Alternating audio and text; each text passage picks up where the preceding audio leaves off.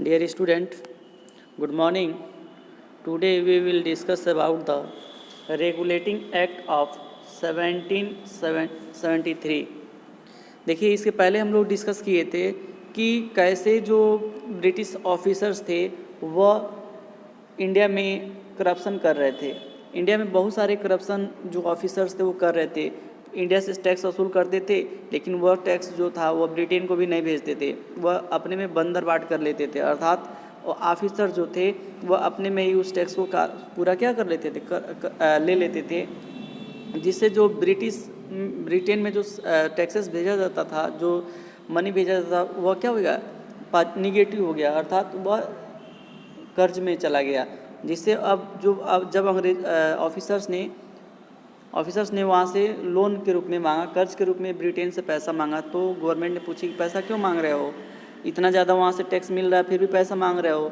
तो ऑफिसर क्या किए, ऑफिसर ने कोई जवाब न दे करके अपना देश से क्या करने लगे, वापस लौटने लगे। वो अपना देश वापस लौटने लगे और यहाँ पे जा कर के अपने आराम से ज़िंदगी को जीने लगे।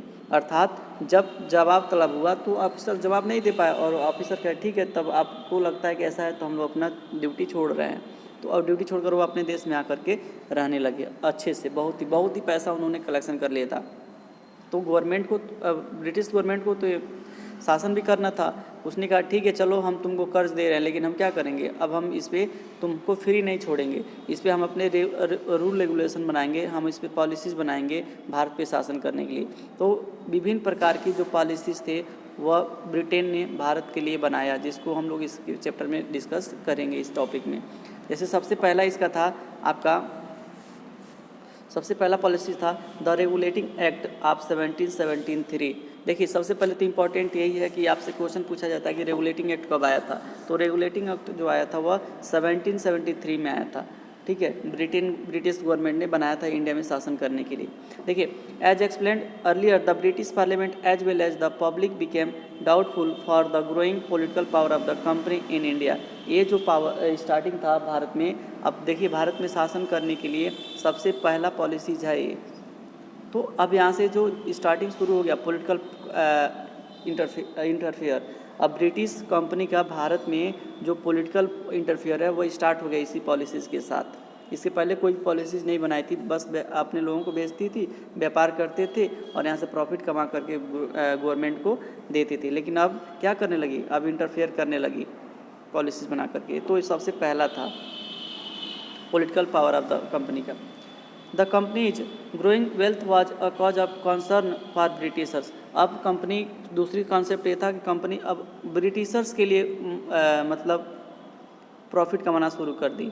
अर्थात पहले जो था वो ऑफिसर कमाते थे, जो यहाँ पे बिजनेस करने आते थे वह कमाते थे प्रॉफिट। लेकिन अब कंपनी का कॉन्सेप्ट हुआ कि अब जो इंडिया से प्रॉफिट होगा वो सबका किसके लिए होगा, सब ब्रिटिशर्स के लिए होगा। ब्रिटिश मतलब जो ब्रिटिश के लोग हैं उन सब के लिए होगा, किसी भी व्यक्ति विशेष के लिए नहीं होगा।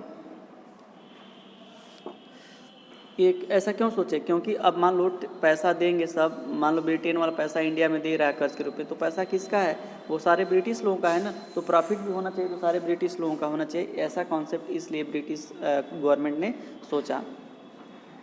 Under the circumstances the ministry of England asked the company to pay 4 lakh annually in the British treasury. अब देखिए, अब कंपनी ने क्या किया कि 4 लाख रुपये टैक्स तो पैसा कर्ज देने के लिए तैयार हो गया, लेकिन वह 4 लाख रुपया एनुअली मतलब सालाना वो अपने ब्रिटिश ट्रेजरी में कही कि हम पैसा आपको दे रहे हैं कर्ज, लेकिन हमको 4 लाख रुपया सालाना क्या चाहिए हमको, हम आपको ज़रूरत है पैसे की तो मैं दे रहा हूँ, लेकिन हमको भी तो चाहिए ना। तो वो कंपनी ने कहा कि हमको 4 लाख रुपया सालाना हमको चाहिए ब्रिटिश ट्रेजरी में।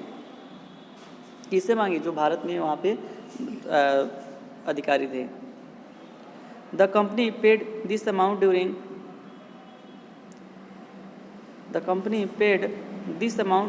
1767 to 72। और कंपनी ने जो भी कर्ज ये लोग मांगे थे उसको पेड किया। In 1772 the company apply to government for a loan 10 lakh pounds on the ground that it was no longer making a profit in India। और कंपनी जो अधिकारी आए थे वो 10 लाख रुपए ब्रिटिश से मांगे, ब्रिटिश गवर्नमेंट से 10 लाख रुपया मांगा कि हमको कोई भी प्रॉफिट नहीं हुआ है, हमको जो लॉस हुआ है उसको मेंटेन करने के लिए हमको कितना लाख रुपया चाहिए, 10 लाख रुपया चाहिए। किससे मांगे थे? ब्रिटिश गवर्नमेंट से मांगे थे। किसने मांगा था? ब्रिटिश जो कंपनी जो लोग आए हुए थे शासन करने के लिए।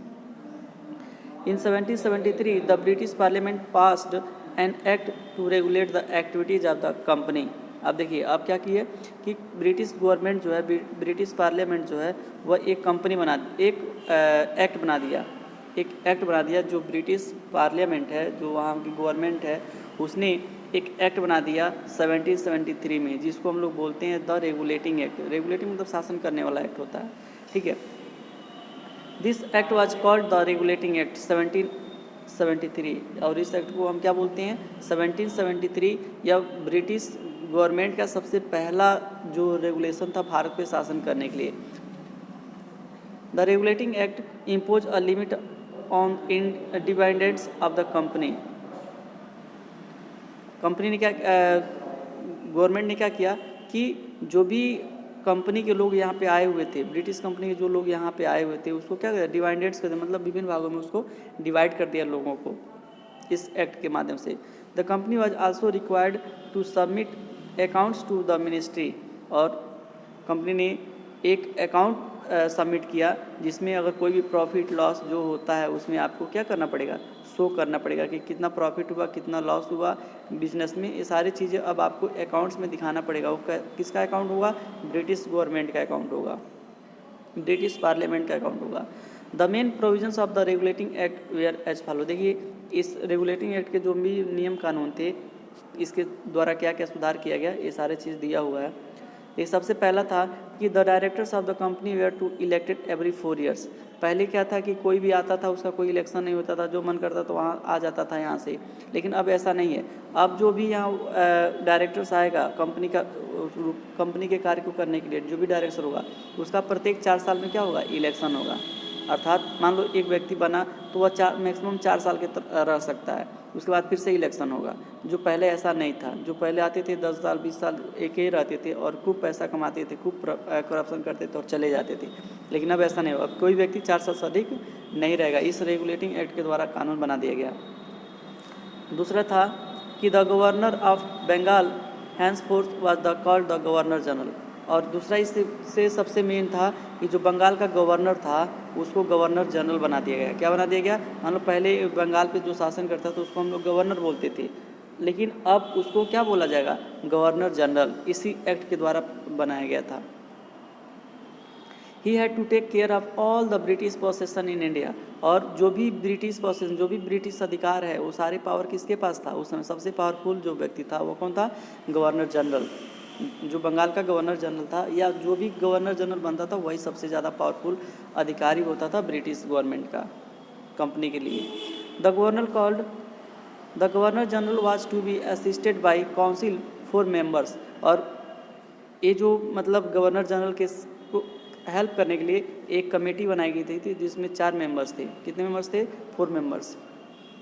ही had to exercise a supervisory control over the presidencies of Bombay and Madras, और उस समय जो सबसे बड़ी प्रेसिडेंसीज थी मद्रास और बॉम्बे, इस पर क्या केयर करते थे? ये चारों मेंबर्स उस पर केयर करते थे, ओवर करते, सुपरवाइजरी करते थे।